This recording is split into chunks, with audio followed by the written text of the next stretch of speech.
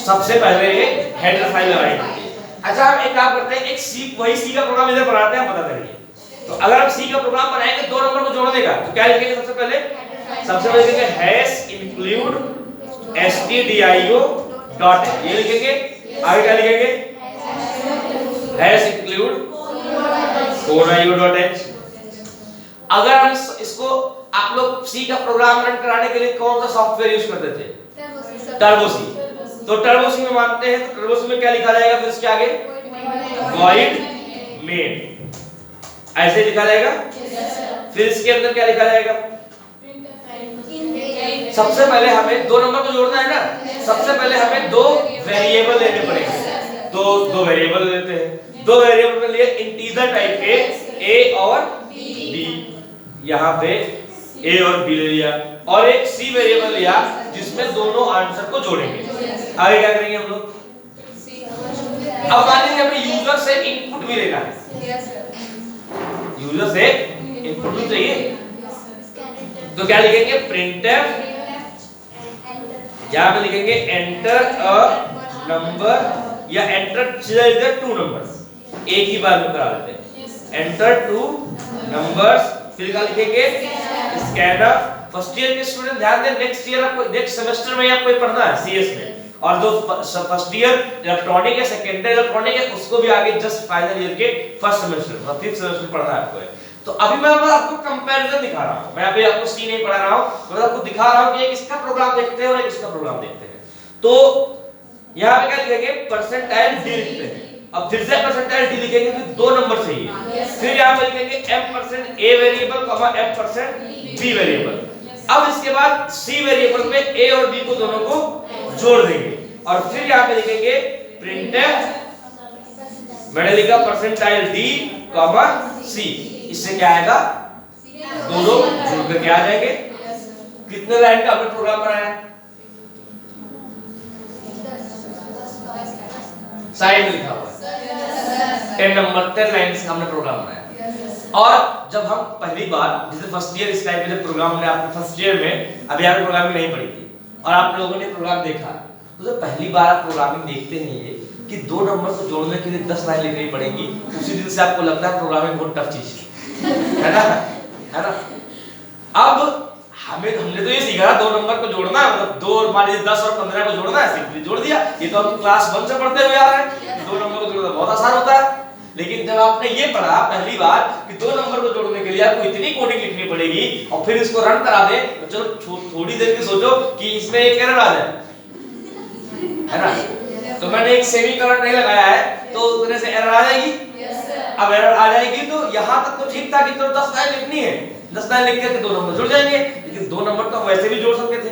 अरे कंप्यूटर का काम क्या होता है, काम आसान करना। तो हमें जब पहली बार हम चीज पढ़ते हैं तो हमको लगता है ये तो टफ कर रहा है हमारे काम को। हमें अगर ऐसे देते सर, ऐसे अगर सर कह देते कि दो नंबर जोड़ दो तो हम तो इससे जल्दी जोड़ देते ना। अगर हम आपको कहे 15 और 20 को जोड़ दो तो बहुत आसान है, आपने जोड़ दिया 35 आंसर आ गया। लेकिन इतनी कोडिंग लिखने के बाद आपको दो नंबर जोड़ने का आंसर मिलता है। तो जब आप फर्स्ट टाइम पढ़ते हैं तो आपको लगता है कि प्रोग्रामिंग बहुत टफ चीज है, और फिर क्या होता है हमारा कहीं ना कहीं माइंडसेट तैयार हो जाता है धीमे धीमे कि प्रोग्रामिंग एक टफ चीज है, प्रोग्रामिंग सीखना थोड़ा मुश्किल है।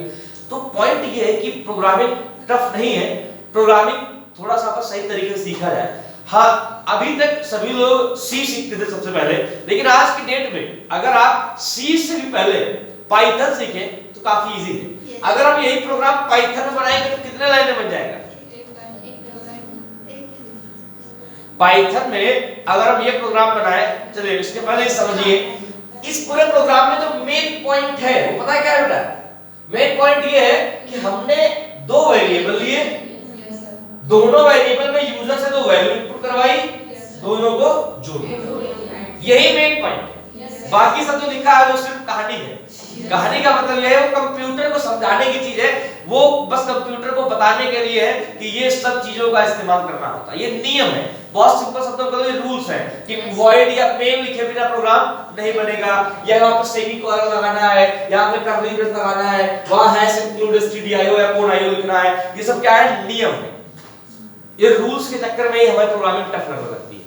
अब अगर पाइथन में प्रोग्राम बनाना हो तो हम देखिए पाइथन का सॉफ्टवेयर ओपन करते हैं। ये प्रोग्राम अगर सी में हमने बनाया है, रन कराते हैं अभी के लिए अगर, तो ये रन कराने के लिए आप इसको टर्बो सी में लिखना पड़ेगा या तो कोई और सॉफ्टवेयर लिखना पड़ेगा, रन करा सकते हैं आप। लेकिन हम पाइथन का प्रोग्राम को सीधा रन करके दिखाते हैं। पाइथन का प्रोग्राम रन कराने के लिए मेरे सिस्टम में पाइथन इंस्टॉल्ड है और पाइथन जो है मैंने सॉफ्टवेयर ओपन किया पाइथन का। अब पाइथन का ये सॉफ्टवेयर इंस्टॉल करना कोई बहुत बड़ा काम नहीं है। 20 से 25 MB का सॉफ्टवेयर होता है जो कि आप python.org नाम की वेबसाइट से डाउनलोड कर सकते हैं। मैं आपको वेबसाइट दिखाता हूं, python.org।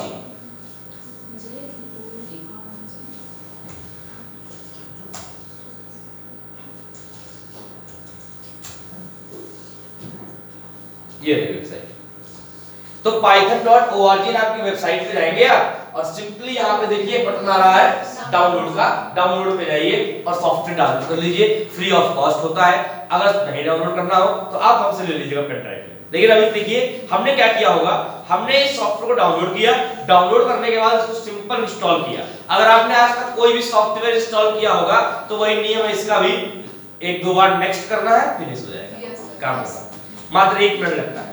अब आप सर्च करेंगे अपने सिस्टम में पाइथन नाम का सॉफ्टवेयर, तो आपको एक सॉफ्टवेयर मिलेगा, लिखा होगा IDLE। IDLE का पूरा नाम समझते हैं आप? IDLE का पूरा नाम होता है integrated development and learning environment. तो वो IDLE एक सॉफ्टवेयर है, मतलब पाइथन ही वो सॉफ्टवेयर है। तो हम लोग जब पाइथन को ओपन करते हैं सॉफ्टवेयर को, तो ये ऐसे ओपन हो गया। अब हमें क्या करना है, अब हमें इसमें एक छोटा प्रोग्राम बनाना है। वही प्रोग्राम बनाना है, बहुत सिंपल सा, 2 नंबर को जोड़ने का। शुरुआत करते हैं, देखिए कहां जाएंगे, ऊपर एक फाइल नाम का मेन्यू है, यहाँ पे न्यू फाइल पे क्लिक करेंगे, एक ब्लैंक विंडो ओपन हो जाएगी, इसमें अपना प्रोग्राम लिखेंगे। तो 2 नंबर को जोड़ने के लिए पाइथन में क्या होता है ना, आपको ना कोई हैश इंक्लूड लिखना है, ना ही कोई मेन लिखना है, ना ही कोई stdio लिखना है, ना ही कोई सेमीकोलन लगाना है, बस जरूरी काम करने हैं। जरूरी काम क्या है? सबसे जरूरी काम है कि हमें 2 नंबर यूजर से इनपुट लेने हैं। तो इनपुट लेते हैं, क्या लिखा जाता है पता है? सिंपल ए क्या है? वेरिएबल। जैसे आप लोग मैथ में मानते थे ना कि माना x इक्वल टू दिस, वैसे ए हमने मान लिया कुछ भी। आप ए का नाम जरूरी ए ही रखें, आप x और y रख लीजिए, आप d और e रख लीजिए, जो इच्छा हो, अपना नाम रख लीजिए, कुछ भी रख लीजिए। अभी मैंने मान लिया ए इक्वल्स टू, अब हमें क्या चाहिए, इसमें 2 तरीके हैं। पहला तरीका ये है कि डायरेक्टली इसमें हम नंबर असाइन कर दें, दूसरा तरीका है कि इसमें हम यूजर से इनपुट ले लें। इनपुट लेने के लिए बस लिखना होता है इनपुट नाम का फंक्शन। इनपुट नाम के फंक्शन को ऐसे लिखेंगे ब्रैकेट के अंदर, अब ब्रैकेट में डबल कोट्स में लिखेंगे मैसेज में लिखा एंटर फर्स्ट नंबर, कि पहला नंबर इनपुट करिए।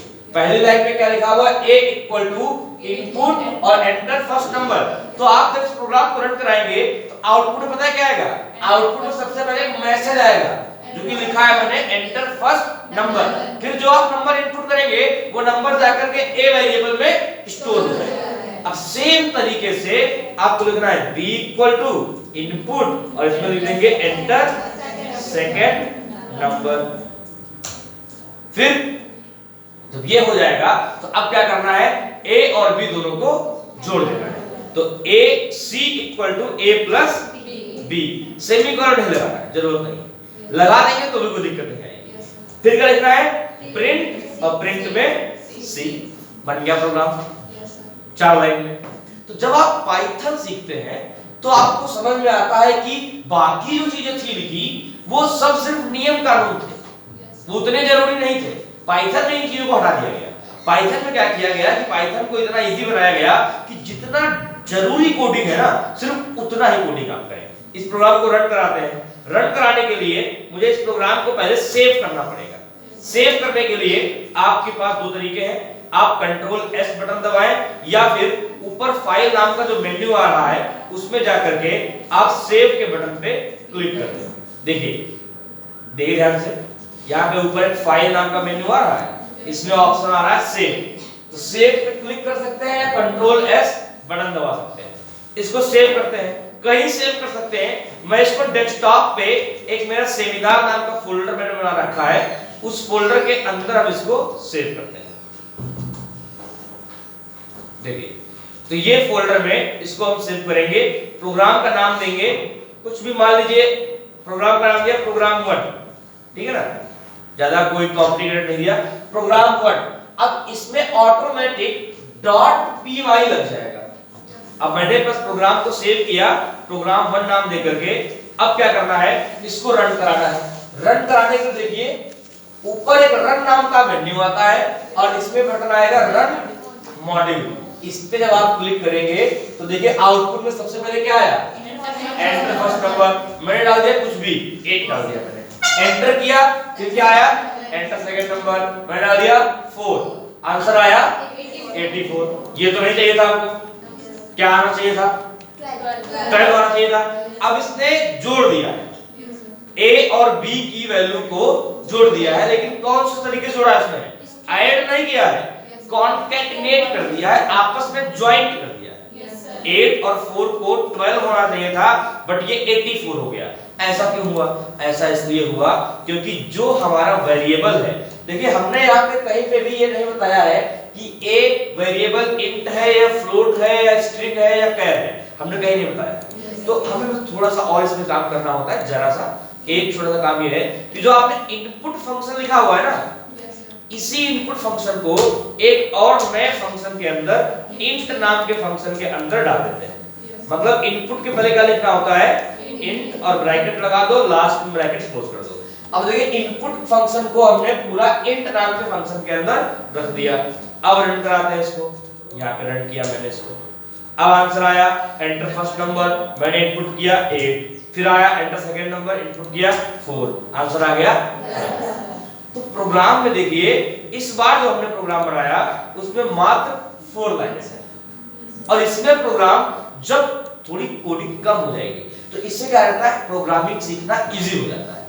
आपको अगर पहले दिन ये तरीके से प्रोग्रामिंग सिखाई जाए तो आपको टफ लगेगा, क्योंकि यहाँ पे देखिए अगर इस प्रोग्राम को रन कराएंगे, इसको मैं आपको रन करा के दिखाता हूँ। देखिए इसको मैं कॉपी करता हूँ, प्रोग्राम को दोबारा मैं लिखूंगा नहीं, और मैं यहाँ पे एक दूसरे उससे रन कराता हूँ। टर्बो सी एक होता है, आपने सुना होगा देव C++, मैं एक देव C++ नाम का सॉफ्टवेयर है, इसमें इसको लिखता हूँ।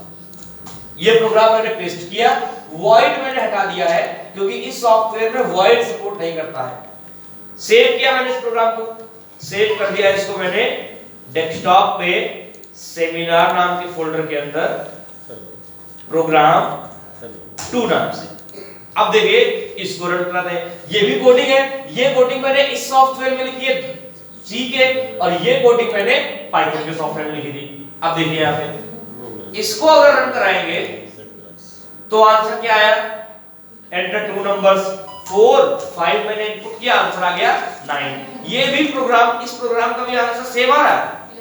दोनों प्रोग्राम में डिफरेंस है सिर्फ लैंग्वेज का।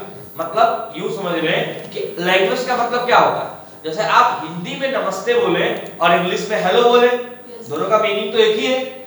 तो यहाँ पे वही चीज है कि हम एक कंप्यूटर को एक प्रोग्राम बता रहे हैं सी लैंग्वेज में, और वही एक प्रोग्राम बता रहे हैं पाइथन लैंग्वेज में।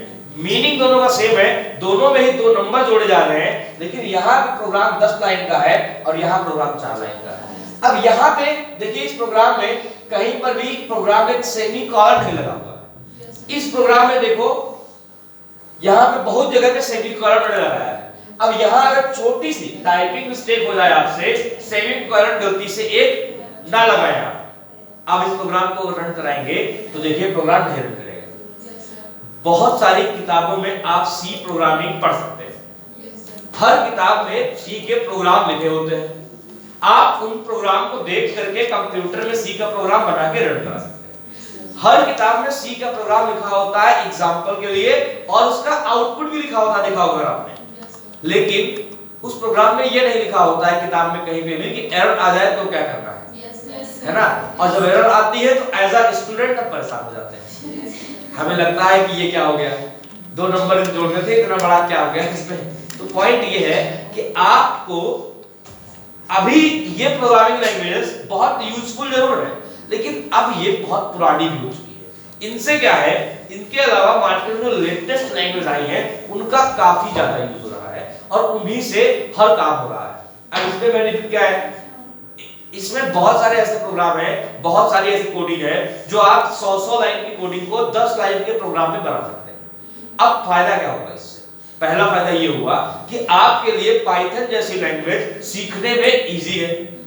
दूसरा फायदा, ये मल्टीपर्पज है, इसको आप वेबसाइट बनाने में भी यूज करिए, मोबाइल ऐप बनाने में भी यूज करिए, हार्डवेयर की प्रोग्रामिंग में, आईओटी में भी यूज करिए, रास्पबेरी पाई में आप इसको जो है एआई में भी यूज करिए, आप इसको सॉफ्टवेयर बनाने में यूज करिए।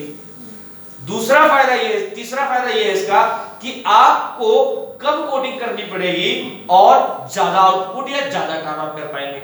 मतलब जो काम आप 100 लाइन की कोडिंग करके करते थे, वो काम आप 15 या 20 लाइन की कोडिंग करके आप कर पाया करेंगे। तो अभी आपके सामने एग्जांपल है कि जो प्रोग्राम हमने 10 लाइन में बनाया सी में, वही प्रोग्राम इसमें 4 लाइन में बना। आप लोग जो लोग फाइनल में है, सेकेंड ईयर में होंगे, जावा पढ़ी होगी आपने। अगर यही 2 नंबर के प्रोग्राम को जावा में बनाया जाए ना, तो इससे भी बड़ा हो जाएगा ये प्रोग्राम। जावा पढ़ी आप लोगों ने? जावा में अगर यही 2 नंबर के जोड़ने का प्रोग्राम बनाया जाए तो इससे भी बड़ा प्रोग्राम चला जाएगा। क्योंकि उसमें सबसे पहले क्या लिखना पड़ता है? सबसे पहले लिखना पड़ता है क्लास, क्लास के बाद क्लास का नाम, उसके अंदर पब्लिक, स्टैटिक, वॉइड, मेन, उसके अंदर आएंगे तो आपको बहुत सारा कोडिंग करना पड़ता है। मिनिमम आप कम से कम मानिए 15 लाइन का प्रोग्राम हो जाएगा, यही 2 नंबर को जोड़ने वाला, और यही 2 नंबर को जोड़ने वाला प्रोग्राम यहाँ 4 लाइन का है। तो ये बेनिफिट है, इससे आप जल्दी सीखेंगे, इजीली सीखेंगे, कम टाइम में ज्यादा काम कर पाएंगे, और जितना कम टाइम में ज्यादा काम करेंगे उतनी ही अच्छी सैलरी मिलेगी, उतना ही अच्छा पैसा कमाएंगे। क्योंकि होता क्या है, आप सबको पता होना चाहिए, खासकर कंप्यूटर साइंस के स्टूडेंट को, कि कंप्यूटर साइंस से डिप्लोमा करने के बाद गवर्नमेंट जॉब बहुत कम मिल पाती है, क्योंकि बहुत कम वैकेंसी निकलती है, खासकर कंप्यूटर साइंस में। इलेक्ट्रॉनिक में भी उतनी गवर्नमेंट वैकेंसीज नहीं निकलती उसमें। हाँ, यूं कह सकते हो कि सीएस से 20% 25% ज्यादा निकलती है, लेकिन फिर भी उतनी सफिशिएंट नहीं है। क्योंकि आपको पता है, हर साल पूरे अपने यूपी में करीब, मेरे अकॉर्डिंग, मैंने जो जानकारी, आप अपने बोर्ड की वेबसाइट पर जाके ये चीज देख सकते हो बहुत सिंपल शब्दों में, कि आपके बोर्ड की वेबसाइट आपको पता है ना, bteup.ac.in। इस पे आप जाएंगे, एक वहां पे मेन्यू बना होगा इंस्टीट्यूट सर्च का, इंस्टीट्यूट सर्च नाम के मेन्यू पे जाएंगे तो यहाँ पे आप जाकर के देख सकते हैं कि कितने कॉलेज अवेलेबल हैं। अभी अगर पॉलिटेक्निक कॉलेज की सिर्फ बात की जाए ना, तो पॉलिटेक्निक कॉलेज गवर्नमेंट में लगभग 300 के आसपास होंगे मेरे अकॉर्डिंग, और सब मिला करके प्राइवेट और एडेड कॉलेज सब मिला के करीब 700-750 या 800 कॉलेज, सिर्फ यूपी की बात कर रहा हूं। अब इसको इतने कॉलेज मिला करके मेरे अकॉर्डिंग कम से कम मिनिमम 70-80 हजार 1 लाख बच्चे हर साल सीएस, आईटी और हर साल इलेक्ट्रॉनिक वगैरह से निकलते हैं पास होकर के। अब एक गवर्नमेंट की वैकेंसी आई, जनरली वैकेंसी बहुत कम आती है, और आती भी है तो नंबर ऑफ वैकेंसी बहुत कम रहता है। जैसे एक पोस्ट आई एग्जांपल के लिए जेई की वाली, तो उसमें वैकेंसी आई 400, 700, 1500, 2000, इससे ऊपर नहीं आती। अब इन 1500 वैकेंसी में एप्लीकेशन कितने लोग डालेंगे? 1 लाख लोग तो इस साल पास होंगे। क्या सिर्फ इस साल पास होने वाले लोग डालेंगे एप्लीकेशन? 2020 वाले, 19 वाले, 18 वाले, 17 वाले, जो पिछले 7 सालों में जिन्होंने पास आउट किया और जो इधर उधर भी जॉब कर रहे हैं, जिनको प्रॉपर नौकरी नहीं मिली, वो सब अप्लाई करेंगे, है ना? मतलब 4-5-10 लोग अप्लाई, 4-5-10 लाख लोग अप्लाई कर देंगे 1000-2000 वैकेंसी के लिए। आपने कितने चांसेस हुए? 10 में, है ना? मतलब हमारे चांसेस अगर 1% भी हो, चलो ठीक है, वो 1% से भी कम है। कि आप सिंपली समझिए 1000 वैकेंसी है या 500 वैकेंसी है और 3-4 लाख 5 लाख लोग अप्लाई कर रहे हैं, 10 में हमारा चांस है कि हमें जॉब मिल जाएगी। उसके सहारे अगर आप बैठेंगे तो काम नहीं चलेगा, हमें करना पड़ेगा। फिर ऑप्शन होता है प्राइवेट जॉब का, और प्राइवेट जॉब में चाहिए स्किल्स। मींस जब तक आपको नॉलेज नहीं होगा, जब तक आपको प्रॉपर कोई पर्टिकुलर चीज प्रैक्टिकली नहीं आती होगी, एग्जाम्पल के लिए आईओटी पे काम करना नहीं आता होगा, एग्जाम्पल के लिए मोबाइल ऐप बनाना नहीं आता होगा, या वेबसाइट बनाना नहीं आता होगा, तो आपको जॉब प्राइवेट इंडस्ट्री में नहीं मिल पाएगी। प्राइवेट इंडस्ट्री में डिप्लोमा दिखा करके जॉब कभी नहीं मिली। प्राइवेट इंडस्ट्री में डिप्लोमा सिर्फ क्या रह जाता है, प्राइवेट इंडस्ट्री के लिए डिप्लोमा सिर्फ एक है एलिजिबिलिटी। एलिजिबिलिटी समझते हैं आप लोग? एलिजिबिलिटी का मतलब क्या है कि सिर्फ एक योग्यता है कि आप उस पर्टिकुलर पोस्ट के लिए अप्लाई कर सकते हैं। जैसे आपने सुना होगा एग्जांपल में डिप्लोमा है आपका, डिप्लोमा करने के लिए मिनिमम क्या जरूरत है, हाई स्कूल। हाई स्कूल से नीचे के स्टूडेंट डिप्लोमा नहीं कर सकते। बहुत सिंपली ऐसे ही मान लीजिए बीटेक करना है तो बीटेक के लिए मिनिमम 2 रिक्वायरमेंट है, या तो आप इंटरमीडिएट पास हो या फिर आप पॉलिटेक्निक डिप्लोमा पास हो। इसके अलावा कोई स्टूडेंट जो है बीटेक नहीं कर सकता। और यहां तक बीटेक में भी ये भी रिक्वायरमेंट है कि अगर आपने इंटरमीडिएट किया हो तो मैथ से होना चाहिए, बायो से नहीं होता है ऐसा। तो पॉइंट ये हुआ कि ये सब चीजें क्या हो जाएगी, सिर्फ एलिजिबिलिटी कि आपके सामने एक मार्केट में जॉब आई, उसमें पता चला कि डिप्लोमा वाले अप्लाई कर सकते हैं तो आप अप्लाई कर सकते हैं। अगर आपने डिप्लोमा नहीं किया होता तो शायद आप अप्लाई नहीं कर पाते। तो अब क्या हुआ, ये एलिजिबिलिटी है, लेकिन अब एलिजिबिलिटी से आपने अप्लाई तो कर लिया, अब आगे क्या होगा, रिटन टेस्ट होगा। रिटन टेस्ट के बाद कंपनी इंटरव्यू लेगी। कंपनी इंटरव्यू लेने के बाद एक मशीन टेस्ट लिया जाता है। पहला होता है रिटन टेस्ट। रिटन टेस्ट में क्या होगा, आपको बेसिक आपके ब्रांच के क्वेश्चन पूछे जाएंगे। हो सकता है कई जगह पे कुछ मैथ और जनरल नॉलेज के भी क्वेश्चन पूछ लिए जाए। दूसरा राउंड होता है, इस राउंड में अगर आप पास हुए तो दूसरा राउंड होता है इंटरव्यू राउंड, जिसमें आपके सामने आपसे क्वेश्चन पूछे जाएंगे। हो सकता है कि रिटन टेस्ट हो उसमें आप तुक्का मार के निकल जाए, लेकिन उसमें नहीं निकल पाएंगे। फिर अगला राउंड है मशीन टेस्ट। एग्जांपल के लिए आपने कहा कि मुझे आईओटी आता है, तो आपको तुरंत एक टास्क दिया जाएगा कि ये रहा सब हार्डवेयर और आपको ये बना के दिखाना है। अब आपने मान लीजिए तुक्का मार के बोला था कि इससे रिटन टेस्ट और इंटरव्यू किसी तरह किस्मत से लो निकल जाए, लेकिन अब दे दिया जाएगा कुछ सामान हार्डवेयर। अब आपको बता दिया गया कि मान लीजिए आपको एक स्मार्ट डोर बनाना है कि दरवाजा बटन से खुले, बटन से लॉक हो जाए, अनलॉक हो जाए। अब आपको सामान पूरा दे दिया गया। अब आपको कंफ्यूज है कौन सा तार किधर लगा है गलत तार लगा, पता चिंगारियां निकली थी सब खराब हो जाएगा। तो समस्या ये है कि आपको जरूरत है हर हाल में, वैसे ही सीएस के लिए क्या पता चला, सीएस को दिया गया तुरंत एक ऐप बनाने को या एक सॉफ्टवेयर बनाने को कि आप ये सॉफ्टवेयर बना के दिखाइए। तो अब पॉइंट ये है कि हम किताब में से हम लोग सिलेबस से अपने डिप्लोमा को पास कर सकते हैं अच्छे नंबरों से, लेकिन उससे जॉब मिलनी बहुत मुश्किल है जब तक आपको कोई पर्टिकुलर काम करना अच्छे से नहीं आएगा। अब काम करने के लिए मैं भी ये बता रहा था ना, यहाँ पे देखिए कितने कॉलेजेस हैं, ये कॉलेज की लिस्ट है बेटा।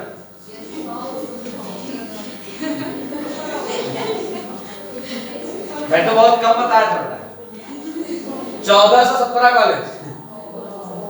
इनमें से कुछ कॉलेज हो गए फार्मेसी के, कुछ कॉलेज हो गए प्राइवेट, कुछ कॉलेज हो गए गवर्नमेंट। कुछ कॉलेज में सीएस होगा, कुछ कॉलेज में नहीं होगा, कुछ कॉलेज में इलेक्ट्रॉनिक्स भी होगा, कुछ कॉलेज में नहीं होगा। अगर बहुत सिंपली मान ले, मेरे अकॉर्डिंग कम से कम 150 से ज्यादा कॉलेज है, 200 करीब, जिनमें सीएस है और आईटी है। ऐसे ही 200 कॉलेज लगभग मिनिमम हो गए जिनमें इलेक्ट्रॉनिक भी है। और ये सब मिला के हर साल कितने स्टूडेंट पास हो रहे हैं। बेरोजगारी तो आप सुन रहे हैं वो कितनी है, खासकर कोरोना के बाद और हो गई है ना। तो इससे क्या हुआ, इससे आपका कंपटीशन बढ़ गया है। अब आपको अगर एग्जांपल के लिए एक लैंग्वेज आती थी या एक चीज काम करना आती थी तो आपको जॉब मिल सकती थी, लेकिन अब वहां भी मुश्किलें हैं। मुश्किलें क्यों है, क्योंकि आजकल की जो सॉफ्टवेयर कंपनी या फिर जो कंपनीज है उनको क्या चाहिए, उनको चाहिए ऐसा कैंडिडेट जो मल्टीपर्पस हो, जिसको ज्यादा काम आते हो, एक नहीं कई काम आते हो। अगर आपको एग्जांपल के लिए सिर्फ वेबसाइट बनाना आता है और साथ में ऐप बनाना भी आता है तो समझिए जल्दी जॉब मिल जाएगी। सिर्फ वेबसाइट बनाना आता है तो हो सकता है एक बार आपको जल्दी जॉब न मिल पाए। मतलब पॉइंट ये है कि आपको कई चीजें सीखनी पड़ेगी, सिर्फ एक किसी काम नहीं चलेगा। और ये सब चीजें सीखने के लिए आपको ये प्रोग्रामिंग में बता रहा हूं ना, यही सीखना है। और मैंने बताया इनमें से ही कोई एक फील्ड पकड़नी है। एग्जांपल के लिए आपको वेबसाइट बनाना अगर अच्छा लगता है, समझ में आता है, तो आप वेबसाइट डेवलपमेंट सीखिए। अगर आपको सॉफ्टवेयर बनाना ठीक लग रहा है, आप सॉफ्टवेयर डेवलपमेंट सीखिए। अगर आपको मोबाइल ऐप बनाना समझ में आ रहा है, उसको सीखिए। सीखने के लिए तरीके हम आपको बता रहे हैं, लेकिन सीखना पड़ेगा। और सीखने की बात करें, आप लोग को पता है, आप लोग के पास कितना टैलेंट है? आप सभी लोगों को पता होगा कि आप लोग कई कॉलेज डेली आते हैं लेकिन बहुत पढ़ते नहीं ज्यादा। पढ़ते कब है आप लोग? जब एग्जाम की डेट आ जाती है तब भी नहीं पढ़ते, तब भी बोलते हैं अभी तो 1 महीना है। आखिरी वाली रात में पढ़ते हैं और सुबह पास भी हो जाते हैं। अब आप सोचिए आप कितने टैलेंटेड लोग हैं कि हमारे अंदर इतना टैलेंट है कि 1 रात पढ़ ले तो सुबह पास हो सकते हैं, और कई साल भर पढ़ ले तो क्या हो जाएगा, है ना? कई साल भर अगर आपने पढ़ लिया तो सोचिए टॉपर कौन है आपके हालत खराब हो जाएगी इसकी। तो पॉइंट ये है कि हम लोग अगर अपने समय को थोड़ा यूज करें, अगर आप मात्र 1 घंटा 2 घंटा भी पढ़ना चालू करें ना तो आप पढ़ सकते हैं। और फाइनल ईयर में जो लोग इस टाइम पे हैं उनके पास मात्र 6 से 7 महीने और बचे हुए हैं। आपको पता ही होगा मेरे हिसाब से नेक्स्ट मंथ में मार्च में आपके एग्जाम इस सेमेस्टर के, अप्रैल मई जून, बस अगला सेमेस्टर 3 ही महीने चलेगा। जैसे ये सेमेस्टर 3 महीने चला, नवंबर दिसंबर और जनवरी चला। नवंबर भी ढंग से नहीं चला था प्रॉपरली, दिवाली के बाद ही आपकी प्रॉपर क्लास चालू हुई होगी ढंग से। दिसंबर जनवरी और फरवरी चला, मार्च में एग्जाम, इसी तरह से अगला अप्रैल मई जून चलेगा। जून के लास्ट में या जुलाई के फर्स्ट वीक में एग्जाम वो भी करा दिए जाए। तो मतलब आपके पास सिर्फ जो लोग इस टाइम फाइनल ईयर में चाहे इलेक्ट्रॉनिक में या सीएस में हो, आपके पास मात्र 6-7 महीने हैं जिनमें आपको ये तय करना है कि आपको किस फील्ड में जाना है। आपको जॉब करनी है तो आपको प्रैक्टिकल नॉलेज देना पड़ेगा। लेकिन जो लोग इस टाइम फर्स्ट ईयर में हैं और सेकंड ईयर में हैं उनके पास काफी टाइम है। अगर आप चाहें तो सही तरीके से अगर सीखे, सही जगह सीखे और सही लैंग्वेज सीखे, सही प्रोग्रामिंग लैंग्वेज अगर सीख लिया आपने तो आपको तुरंत जॉब मिल जाएगी, क्योंकि आपके पास समय बहुत है। लेकिन फाइनल ईयर के पास अभी जस्ट एग्जाम है, इस महीने तो प्रोग्रामिंग पढ़ना बड़ा मुश्किल है, अगले महीने एग्जाम है। इसके बाद वाला सेमेस्टर भी बहुत पैनिक रहेगा क्योंकि कभी टाइम में अगले एग्जाम भी चालू हो जाएगी। तो इससे क्या होगा कि फाइनल ईयर के पास बहुत कम टाइम है। दूसरी बात आपको ये भी पता है कि अगर आप 3 साल लगातार पढ़ते प्रॉपर तो आपको कहीं ना कहीं और नॉलेज हो जाता, लेकिन आपको पता है कि 1 साल हमारा वैसे ही निकल चुका है।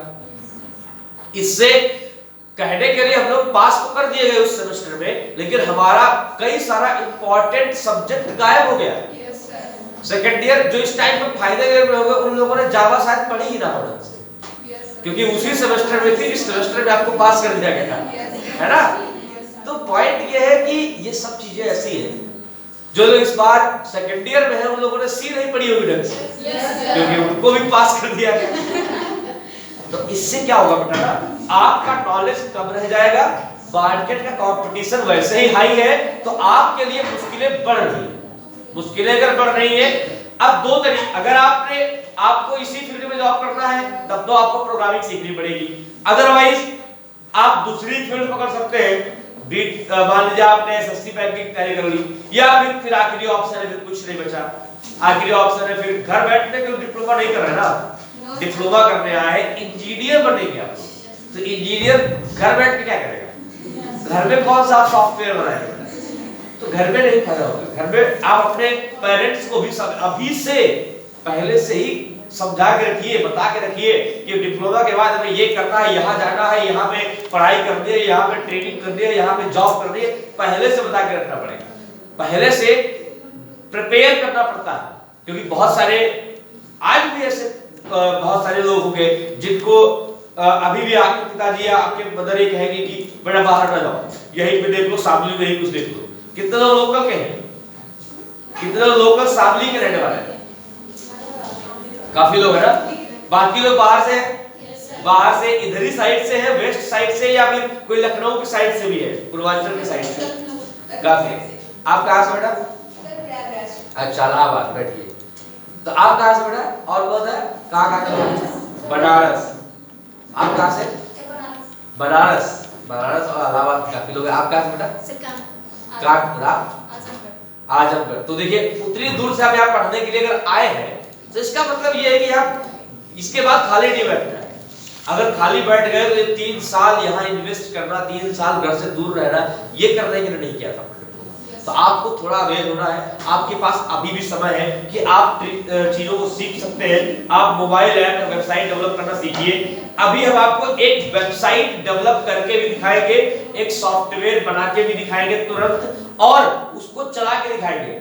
मैं ये तो नहीं कह सकता कि मैं आपको एक दिन में वेबसाइट या सॉफ्टवेयर डेवलपर बना दूंगा, लेकिन हाँ ये जरूर है कि जिन लोगों को आइडिया तक नहीं होगा कि ये कैसे बनता होगा, उनको ये आइडिया लग जाएगा, समझ में आ जाएगा कि वेबसाइट बनती कैसे, सॉफ्टवेयर बनता कैसे, जिससे आपके पास, अगर आपके पास लैपटॉप है तो आप, या आपके पास कंप्यूटर है तो आप शुरुआत कर सकते हैं। आपके पास अगर है चीजें, वरना कॉलेज में भी आपके पास अगर लैब में अगर आप जाते हैं तो शुरुआत कर सकते हैं, धीमे धीमे ही सीखेंगे। थोड़ा बहुत भी सीखेंगे तो कम से कम ये नहीं कहने को रहेगा कि हमें कुछ पता ही नहीं कैसे बनता है। ठीक है, जैसे अब मान लीजिए आपने डिप्लोमा कर लिया कि कार मैकेनिक है आप, लेकिन अगर आपको कार बनाना नहीं आता होगा तो किस बात के आप मैकेनिक होंगे? सेम तरीके से अगर आप सॉफ्टवेयर इंजीनियर हैं या इलेक्ट्रिकल इंजीनियर, इलेक्ट्रॉनिक्स इंजीनियर हैं, तो आपको उसके फील्ड का काम आना चाहिए। देखिए आपका लंच टाइम कब होता है बेटा? किस टाइम होता है? 1:20। कब तक? ठीक है, तो हम आपको 20 मिनट का ब्रेक देंगे अभी।